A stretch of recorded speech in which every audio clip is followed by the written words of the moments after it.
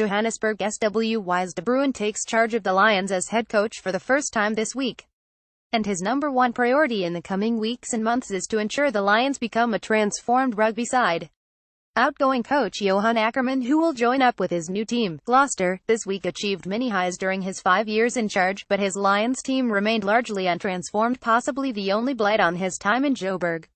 Sure, Ackerman didn't win the Super Rugby title, but his team played in back-to-back finals, and the Lions recorded several firsts during his time in charge. No one will be able to say it wasn't a successful 5 years for the former Springbok lock, but there is a strong argument that he didn't do much to help national coach Alistair Coetzee or even Hank Meyer before him when it comes to reaching transformation targets. The reality is Coetzee has to have 50% black player representation in his Bok side for the 2019 World Cup in Japan, and so to achieve this he'll need every Super Rugby franchise in the country to give black players a fair opportunity to get into the Bok team. Ackerman only regularly picked backs Cornel Skosen, Lionel Mapoy and Elton Jantjies during the Super Rugby campaign. Sylvian Mahuza, who warmed the bench for much of the season, made it 4 black players out of 23. That is simply not good enough. Matish Tambwe filled in on the wing until Ruan Combrink returned from injury, and he showed promise, but never got much of a look in after the Bok winger nailed down his spot again, while Anthony Volmink, Fabian Boyson, Sti Sithole and lock recruit from the Bulls, Marvin Aurier, hardly got an opportunity. Howard Mnisi spent the entire campaign on the sidelines because of injury, but he did play regularly last year. When compared to the Stormers, Bulls, Sharks, Kings, and Cheetahs, the Lions have simply not done their bit to help the Bok boss and do what is morally the right thing to do. It's now up to De Bruin to fix what Ackerman neglected.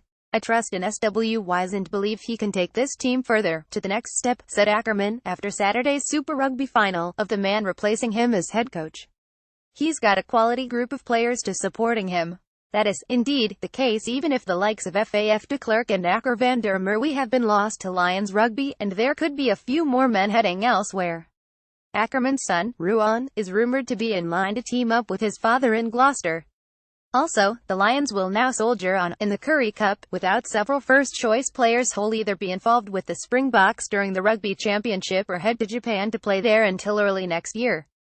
But the Currie Cup affords De Bruin a chance to try new players and test different combinations. The good news for him, at this stage, is that Ruan Combrink, Harold Vorster, Rohan Jans van Rensburg and Ruan Dreyer didn't crack a Bok call-up for the start of the championship. Transforming the Lions team though should be up there as priority number 1 for De Bruin.